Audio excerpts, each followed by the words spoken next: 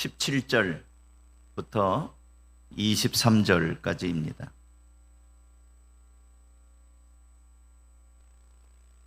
설교 중에 다시 또 인용을 합니다.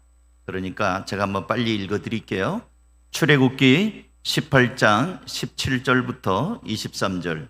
모세의 장인이 그에게 말하였다. 자네가 하는 일이 그리 좋지는 않네. 이렇게 하다가는 자네뿐만 아니라 자네와 함께 있는 이 백성도 아주 지치고 말 걸세.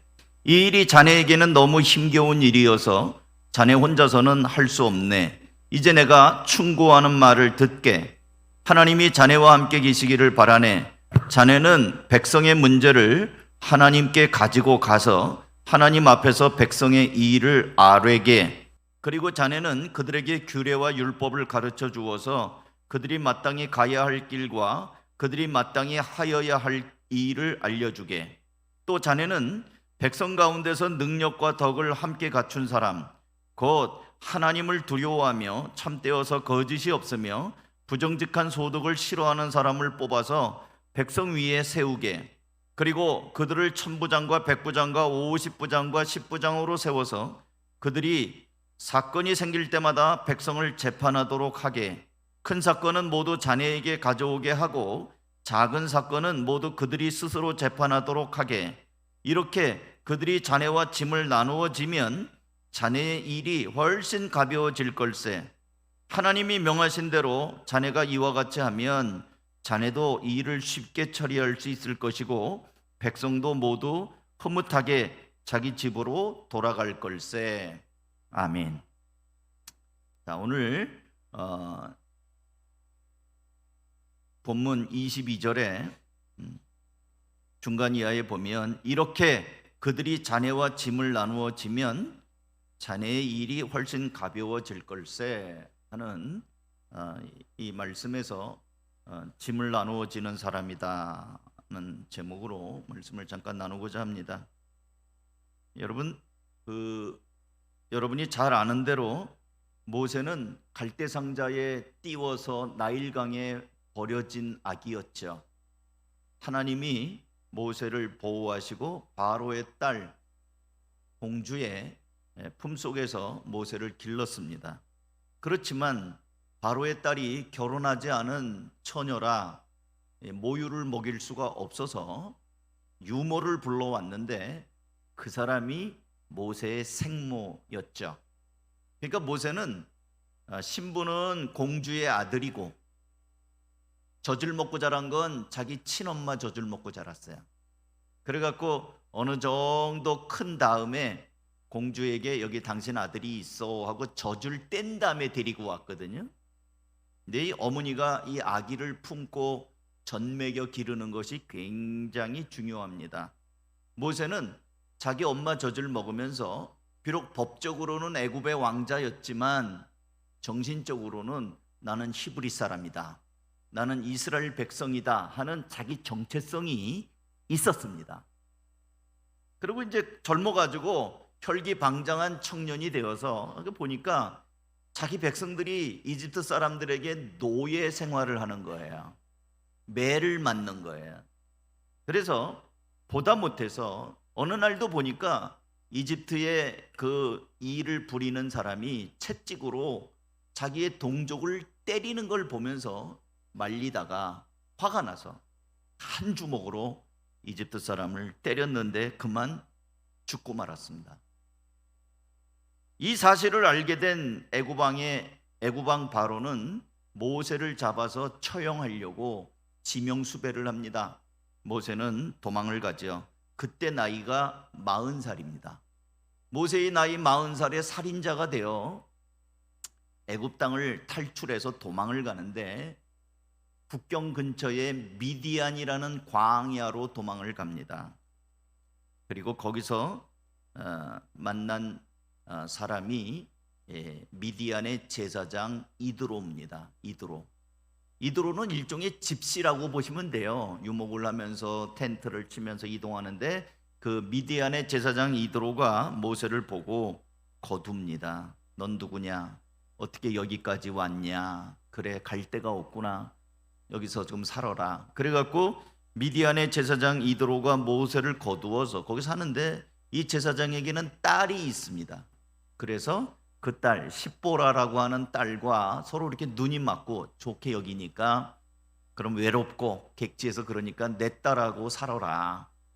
그래서 결혼을 합니다. 그리고 모세는 나이 40살에 애굽의 왕자에서 졸지에 모든 걸 다 이제 뭐 박탈당하고 광야에서 이제 한 여자를 만나서 거기서 양을 치면서 삽니다. 몇 살까지? 80살까지 40년 동안을 푹 썩습니다. 이름도 없이 빛도 없이 광야에서 양치기로 이렇게 사는데 나이 80에 호렙산, 여러분 잘 아는 호렙산 떨기나무에 가시 막 불이 붙는데 나무는 안 타고 불만 나니까 이 세상에 이런 일이 있나. 모세가 굉장히 놀라운 생각이 들어서 가까이 가니까 거기에서 하나님이 모세를 찾아와 부르시죠. 그러면서 내가 이집트에서 고생하고 있는 내 백성을 보고 있다. 그러니 이제는 네가 가서 이 백성을 끌고 나와라 하는 명령을 내립니다. 그리고 모세는 나이 80에 못하겠다고 하다가 하나님의 강권하심으로 어쩔 수 없이 모세는 이집트로 내려갑니다. 처음에는 모세가 자기 장인하고 작별 인사를 하면서 자기 아내와 두 아들을 데리고 나왔어요.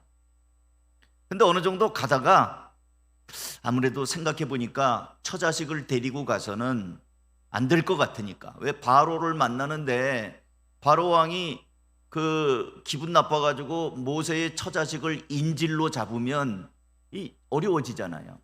그러니까 중간에 되돌려 보냅니다. 여보, 내가 당신하고 가서는 이 사명을 감당하기가 어려우니 돌아가시오.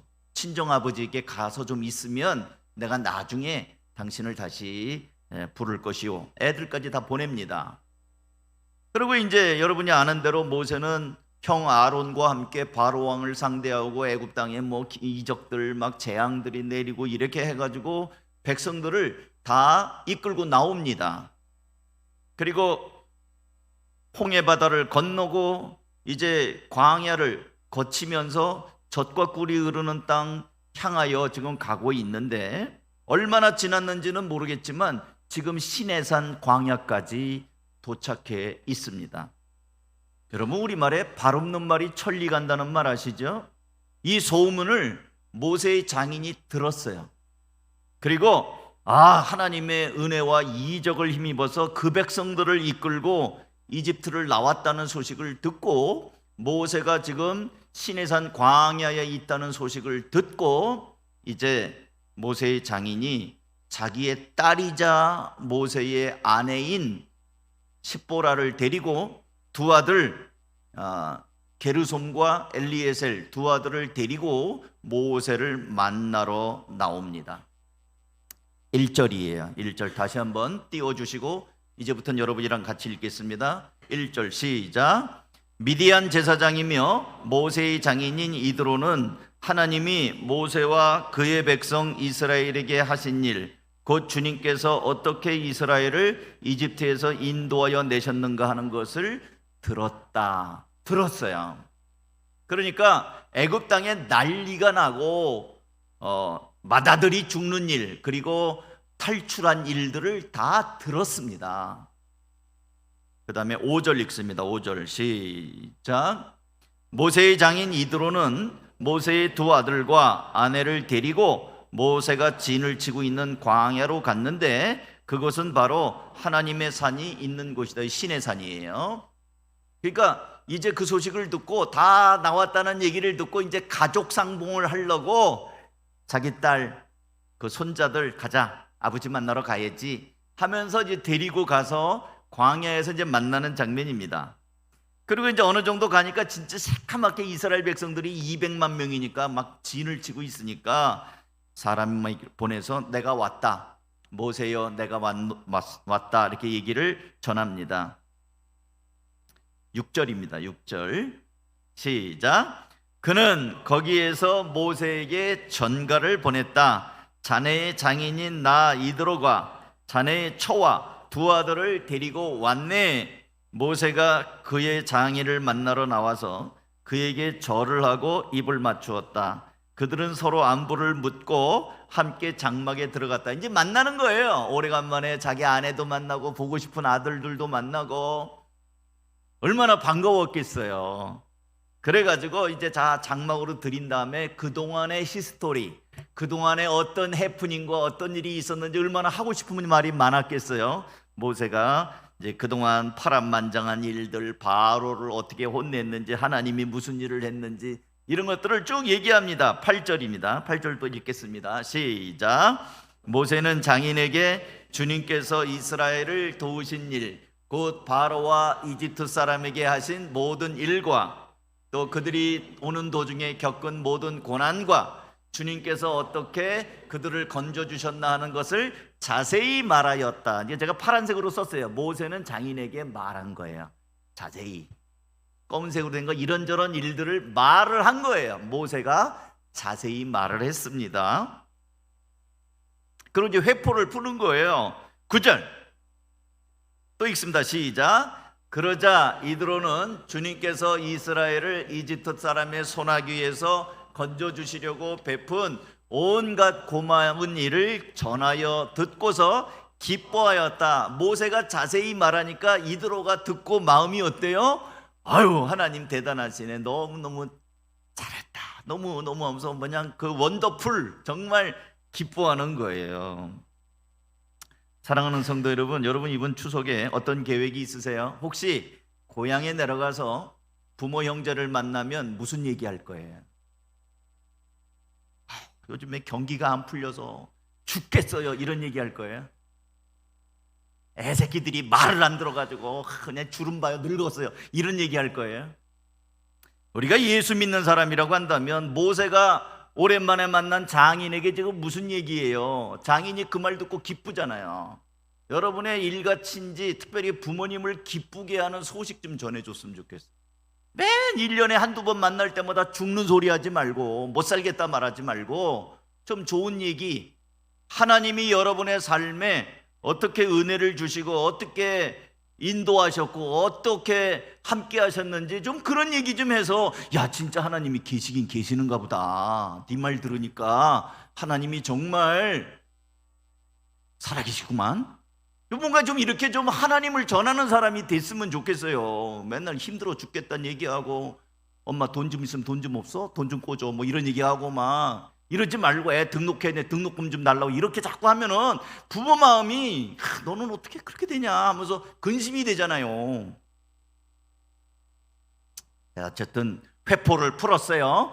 장인과 자기 처자식을 만나서 모세가 오랜만에 회포를 풀었습니다. 그리고 모세의 간증을 들은 장인 이드로는 하나님께 영광을 돌리고 이제 예물도 드리고 같이 밥도 먹고 그렇게 했어요. 그리고 다음날 떠나려고 하는데 모세가 안 보이네. 모세가 어디를 가고 없나 하고 보니까 모세가 이른 아침부터 바쁩니다. 왜 바쁜가 했더니 모세가 자리를 잡고 앉아가지고 백성들을 지금 면담하고 있어요. 새벽부터 늦은 시간까지 백성들이 막 와가지고 뭐라고 얘기하면 모세는 또 듣고 대답해주고 이렇게 해라 저렇게 해라. 모세가 하루 종일 백성들을 만나가지고 면담하고 재판하고 뭔가 이거 바쁜 거예요. 모세의 장인 이드로는 가만히 이제 모세를 지켜보는 겁니다. 그러다가 묻습니다. 14절입니다. 14절 다 같이 읽습니다. 시작. 모세의 장인은 모세가 백성을 다스리는 이 일을 모두 보고 봤어요. 이렇게 말하였다. 이제 질문합니다. 시작. 자네는 백성의 이 일을 어찌하여 이렇게 처리하는가? 어찌하여 아침부터 저녁까지 백성을 모두 자네 곁에 세워두고 자네 혼자만 앉아서 이 일을 처리하는가? 가만히 보니까 이제 이드로가 떠나려고 하다가 이제 모세하고 작별도 해야 되는데 보니까 모세가 너무 바빠요. 그게 왜 이렇게 바쁜가 하고 가만히 이제 모세가 하는 일을 보니까 백성들 만나서 상대하느라고 바빠요. 그러니까 이드로가 묻는 거예요. 왜 이렇게 하냐? 왜 너 혼자 하냐? 여러분은 어떤 스타일이세요? 사람마다 다 리더십이 있습니다. 어떤 사람은 남에게 못 맡기는 사람이 있어요. 속으로 생각하세요. 속으로 손 드세요. 나는 남한테 일을 맡기면 마음에도 안 들고 시원하지. 나 혼자 하고 말지. 죽더라도 나 혼자 하고 말지. 안 시킨다. 그런 사람들 많아요. 누구라고 얘기는 안 하겠는데 설거지 하라고 그래서 설거지 했더니 마음에 안 들어서 자기가 다시 설거지하는 사람들도 우리 목자 목녀님들 가운데 있습니다. 애들한테 맡겼더니 지저분하고 접시에 기름기가 여전히 있어서 내가 하고 말지. 그러니까 이 모세가 혼자 하는 거야. 혼자. 이 독불 장군. 그러니까 이드로가 보니까 너 왜 그렇게 하냐, 왜 일 처리를 그렇게 하냐. 모세가 대답을 하죠. 15절 또 읽습니다. 시작. 모세가 그의 장인에게 대답하였다. 백성은 하나님의 뜻을 알려고 저를 찾아옵니다. 그들은 무슨 일이든지 생기면 저에게로 옵니다. 그러면 저는 이웃 간의 문제를 재판하여 주고 하나님의 규례와 율법을 알려주어야 합니다. 아니, 백성들이 하나님의 뜻을 묻기 위해서 옵니다. 그러니 내가 해야지요. 이웃 간의 문제가 생기면 내가 재판해 줘야지요. 이 말을 들은 이드로는 이제 마침내 모세에게 진심을 담아서 충고합니다. 여러분, 충고도 잘 들을 필요가 있어요. 19절입니다. 19절 시작. 이제 내가 충고하는 말을 듣게. 하나님이 자네와 함께 하시기를 바라네. 자네는 백성의 문제를 하나님께 가지고 가서 하나님 앞에서 백성의 일을 아뢰게. 자네는 기도하라는 거예요. 백성들이 문제가 있으면 그걸 가지고 하나님께 아뢰라. 이건 기도하라는 겁니다. 20절. 그리고 다 같이 시작. 자네는 그들에게 규례와 율법을 가르쳐 주어서 그들이 마땅히 가야 할 길과 그들이 마땅히 하여야 할 일을 알려주게. 이제 기도하고 와서 백성들에게 하나님의 뜻을, 원칙을, 규칙을 알려주라는 거예요. 이렇게 저렇게 방향을 알려주라는 겁니다. 그 다음에 21절 시작. 또 자네는 백성 가운데서 능력과 덕을 함께 갖춘 사람, 곧 하나님을 두려워하며 참되어서 거짓이 없으며 부정직한 소득을 싫어하는 사람을 뽑아서 백성 위에 세우게. 그리고 그들을 천부장과 백부장과 50부장과 10부장으로 세워서. 그만. 이제 자네는 사람을 뽑으라는 거예요. 그 중에서 이런 자격을 갖춘 사람, 능력과 덕을 갖춘 사람, 또 하나님을 두려워하는 사람, 거짓이 없는 사람, 더러운 부정직한 소득, 뇌물 같은 거 안 받는 사람, 이런 사람을 잘 뽑아가지고 천부장, 백부장, 50부장, 10부장 리더십을 세우라는 겁니다. 그 다음에 22절 시작. 그들이 사건이 생길 때마다 백성을 재판하도록 하게. 큰 사건은 모두 자네에게 가져오게 하고 작은 사건은 모두 그들이 스스로 재판하도록 하게. 이렇게 그들이 자네의 짐을 나누어 지면 자네의 일이 훨씬 가벼워질 걸세. 자, 그만요. 그 사람들로 하여금 짐을 나누어지게 하라는 거예요. 나누어지게. 혼자 하지 말고. 그러면 자네도 기쁠 것이고. 23절 시작. 하나님의 명하신 대로 자네가 이와 같이 하면 자네도 쉽게 처리할 수 있을 것이고 백성도 모두 흐뭇하게 자기 집으로 돌아갈 걸세. 당신도, 너도 짐이 가벼울 뿐만 아니라 백성들도 시원할 거다. 근데 이게 지금 내 충고지만 사실은 23절 첫머리에 보니까 하나님의 명하신 거다. 여러분, 사람의 말이 하나님의 말로 되는 거예요. 이드로의 충고 때문에 모세 혼자 그 많은 사람을 하다가 이제 모세는 그 말을 받고 백성 중에 지도자를 세우게 됩니다. 모세의 장인 이드로의 충고를 다시 요약하면 이거예요. 혼자서는 못한다. 그래도 혼자 다 하려고 한다면 당신도 지치고 백성도 지칠 것이다. 그러니 먼저 백성들에게 하나님의 말씀을 따라 기준과 원칙을 가르쳐라. 그리고 그 중에서 천부장, 백부장, 50부장, 10부장을 뽑아서 맡기라. 선택과 위임을 해라. 그러면 일도 처리가 잘 될 것이고 백성들도 기쁨이 있을 것이다. 이게 하나님의 말씀이다, 하나님 나라의 원리다라는 겁니다. 근데 아까 말씀드린 것처럼 천부장과 백부장, 50부장, 10부장 선택하는 기준이 뭡니까? 21절을 다시 띄워줘 보세요. 자, 제가 색깔 넣습니다. 잘 보세요. 또 자네는 백성 가운데서 능력과 덕을 함께 갖춘 사람, 하나님을 두려워하는 사람, 참되어서 거짓이 없는 사람, 부정직한 소득, 요거 뇌물이라고 그랬어요. 이런 거 싫어하는 사람. 따라서 합시다. 능력과 덕을 갖춘 사람, 하나님을 두려워하는 사람, 참되고 거짓이 없는 사람, 뇌물 안 받는 사람. 네, 이런 사람을 세우라는 거예요. 그러니까 사람 세우는 게 참 중요해요. 일꾼 세우는 게 중요합니다. 아무나 세우면 안 돼요. 예, 여러분 선거할 때도 국가의 뭐 국회의원이라든가 이런 거 할 때도 또 지방 선거하면은 그런 사람들을 뽑을 때 이런 기준, 하나님의 기준으로 뽑아야 됩니다. 우리가 남이가 해서 같은 고향 사람이라고 해서 묻지마 투표 이거 아니에요. 또 같은 학교 나왔다, 우리 동문이다, 학연, 지연, 그리고 누구네 외삼촌이야, 누구네 삼촌이야, 혈연, 이걸로 막 찍으니까 그냥 엉망인 사람들이 나오는 거예요. 하나님의 기준으로 저 사람이 정말 능력이 있나? 능력도 없는 사람을 지금 어느 항공회사에 전무로 세웠다고 해갖고 매 청문회 때 지금 나오잖아요. 게임 회사에서 있었던 사람을 항공사 전무로 세워가지고, 그래서 지금 뭐 청문회 때 말 나오는 거 지금 그런 거 아니에요? 능력도 없는 사람을. 신약교회 안에서도 이런 일이 있었습니다. 사도행전 6장 1절을 좀 띄워주세요. 사도행전 6장에 보면은 이제 교인들이 막 늘어나는데 제가 읽어드립니다. 이 시기에 제자들이 점점 불어났다. 그런데 그리스 말을 하는 유대 사람들이 히브리 말을 하는 유대 사람에게 불평을 터뜨렸다. 그것은 자기네 과부들이 날마다 구워 음식을 나누어 받는 일에 소홀히 여김을 받기 때문이다. 오순절 성령 강림 이후로 교회에 새로운 교인들이 많이 들어왔습니다. 근데 특별히 남편이 없는 과부들은 경제 능력이 없잖아요. 그러니까 그냥 의지할 게 교회밖에 없었어요.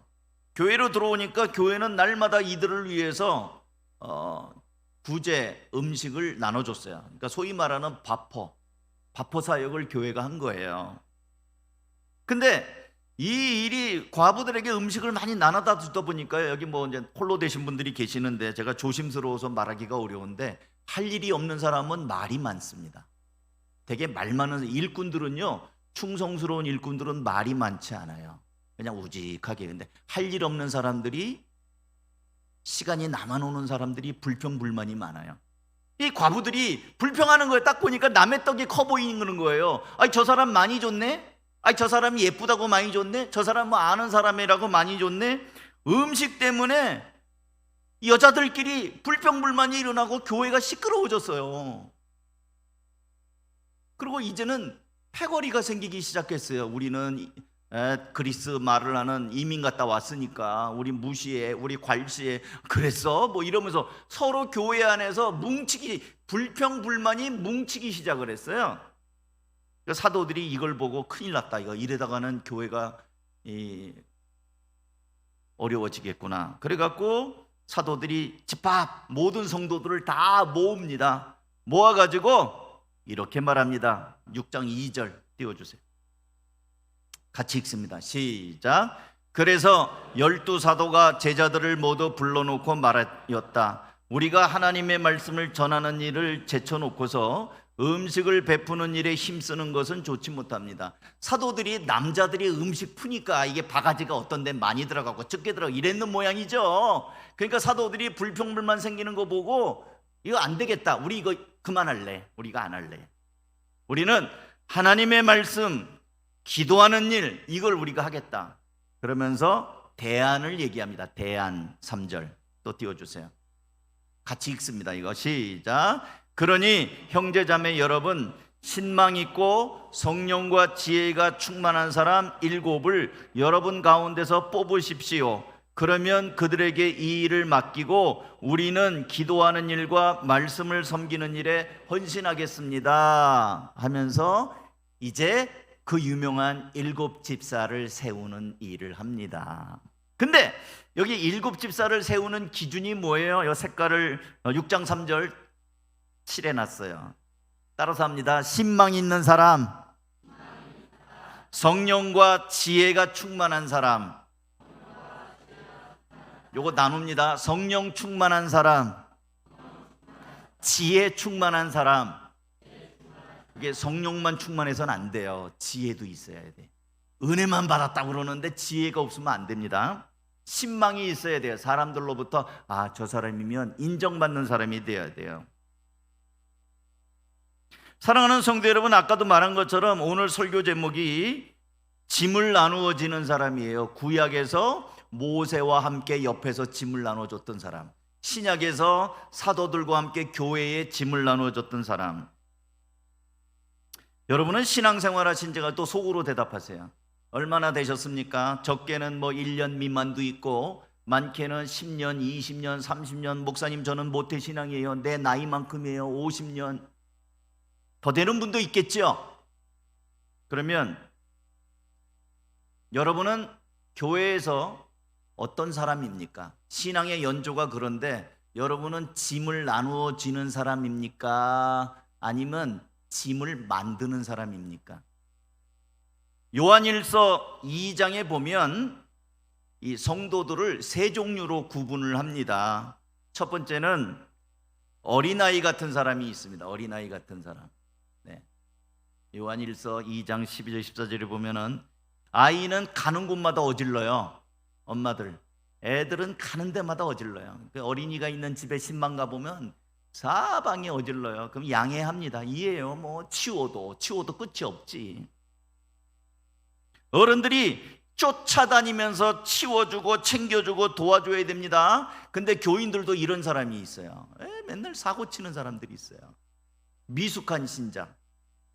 이 사람들은 짐을 만드는 사람이에요. 돌봐주지 않으면 교회 나오니 안 나오니, 한 주라도 전화 안 오면 뭐가 어때서 안 나오니, 그럼 맨날 얼르고 달래고 이렇게 해가지고 오냐 해갖고 추여주어서 나오는 사람들, 어린 양 부리는 것처럼.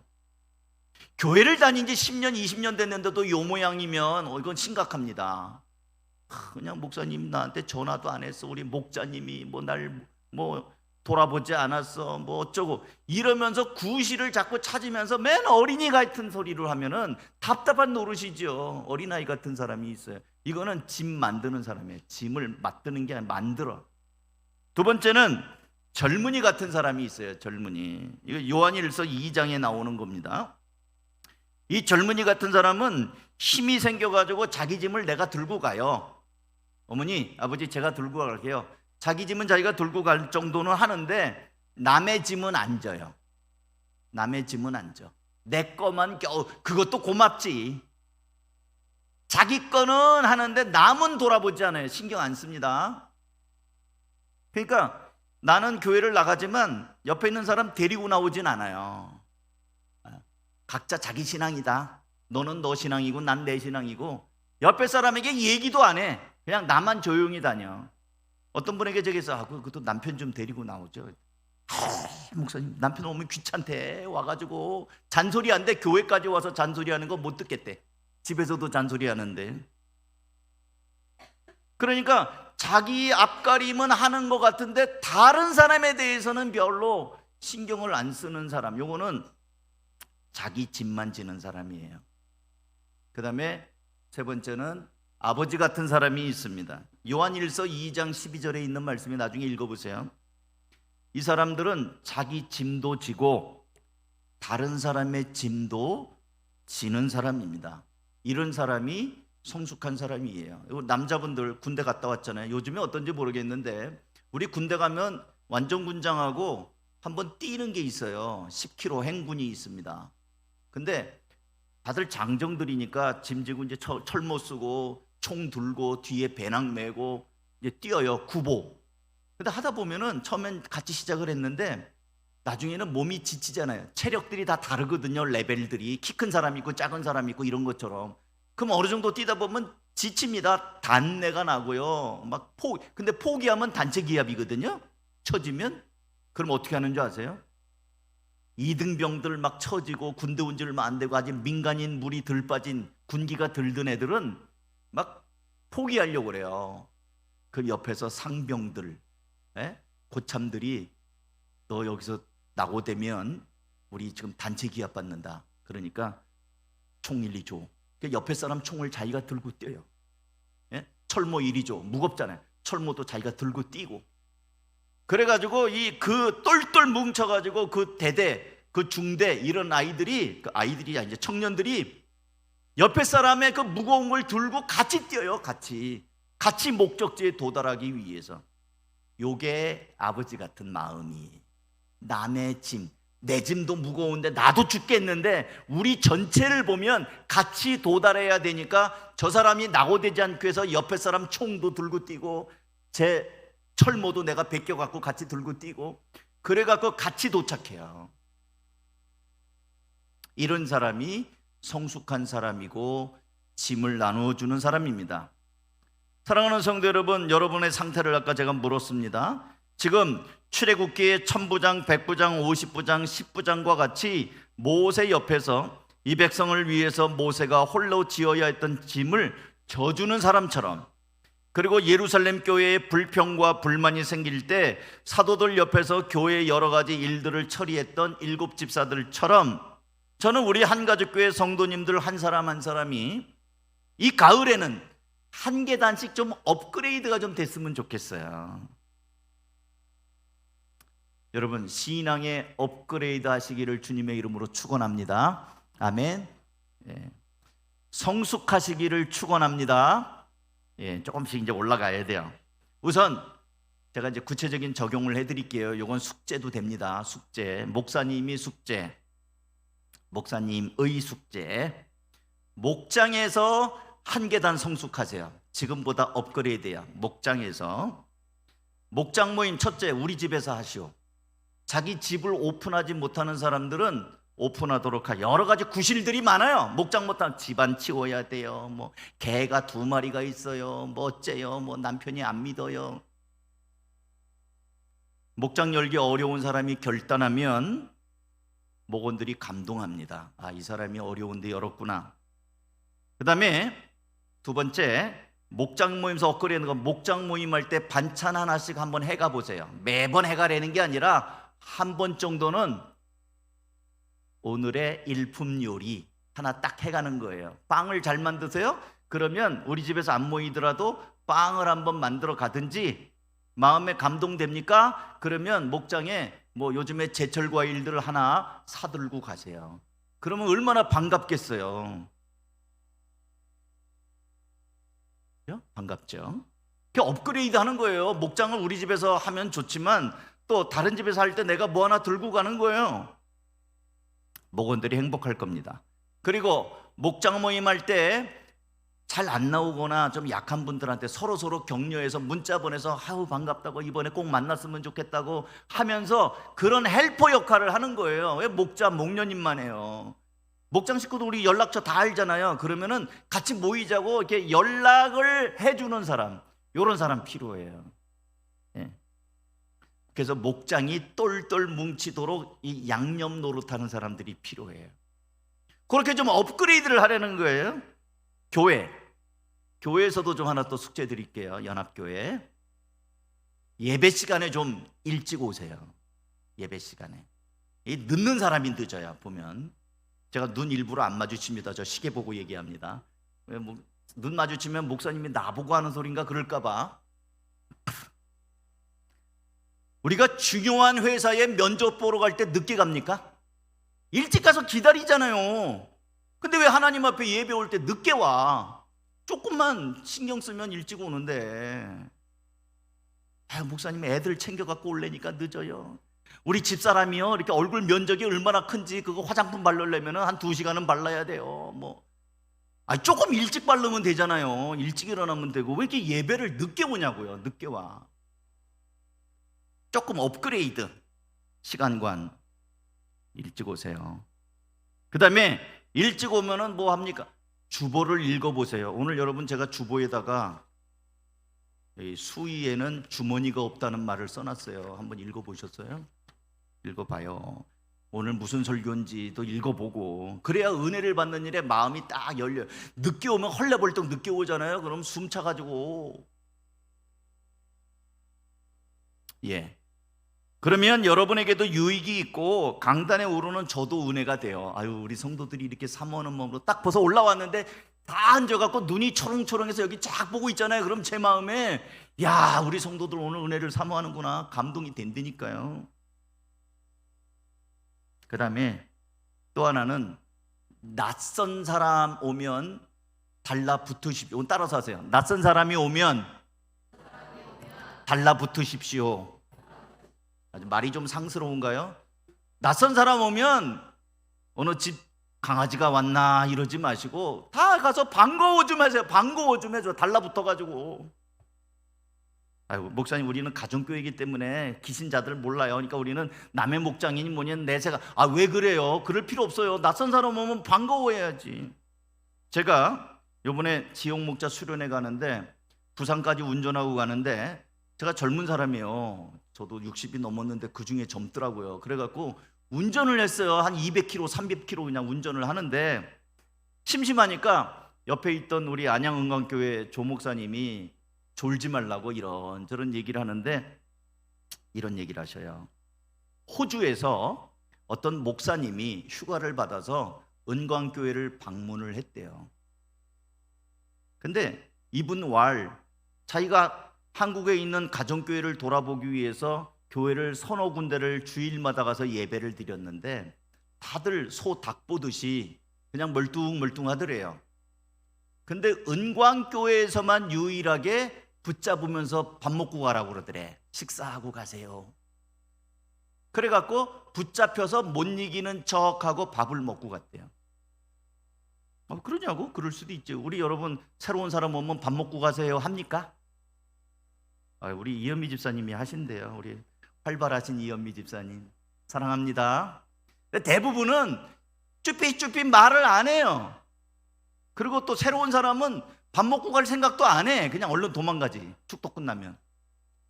근데 그 목사님에게 은광교회에서 밥 먹고 가라고 했대요. 그러더니 이 목사님이 그 다음 주일에도 한 번 더 왔대요. 더 왔는데 쌀을 몇 포대를 갖고 왔대요.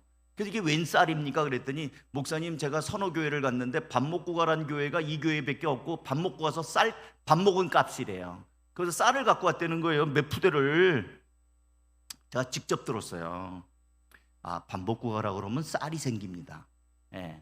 여러분, 다른 사람을 따뜻하게 하면 그 사람들의 마음이에요. 물론 그 사람이 기신자인지 아닌지 우리 교회에 등록할지 말지는 그건 제가 판단해요. 나중에. 그건 나중 일이고, 처음에 오는 사람은 무조건 반가워해야 돼요. 이게 교회답지 않고 가족답지 않아요?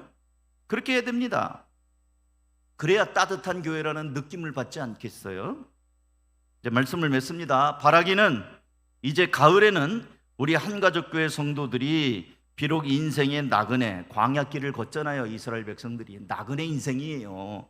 광야 같은 길을 걸어가지만 믿음이 한 단계씩 성장해서 그 광야 속에서도 1000부장 깜이 있고 100부장 깜이 있고 50부장, 10부장 깜이 있잖아요.